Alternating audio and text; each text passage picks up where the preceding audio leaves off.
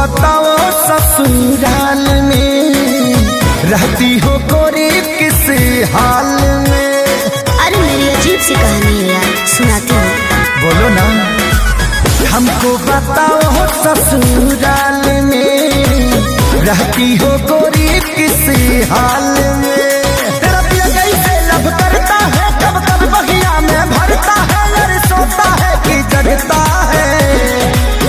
कमरिया कमरिया कमरिया छुए तो करंट बड़े लगता है। कमरिया छुए तो करंट बड़े लगता है।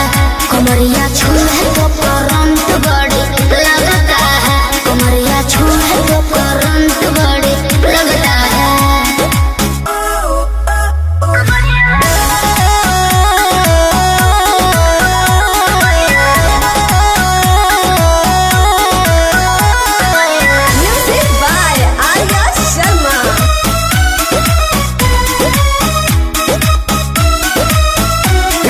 दिल का खोलो बात हमसे बोलो, और क्या क्या घटे ना घटता है जब पिया पजरा सटता है। लहरे गोदिया में रंग जाने हम करनिया में। उठवा के टच जब करता है टकिया में देह रगड़ता है, साये आग सुलगता है।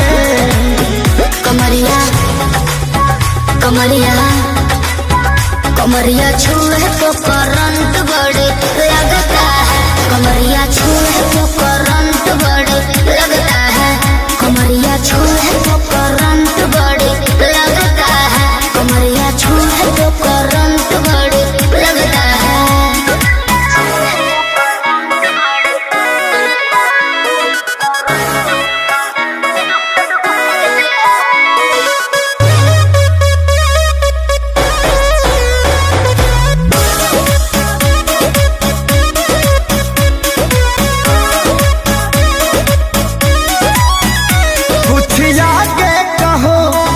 चुप ना रहो कैसे दिन हटाता है साड़ी का, क्या है आदत खेसारी का।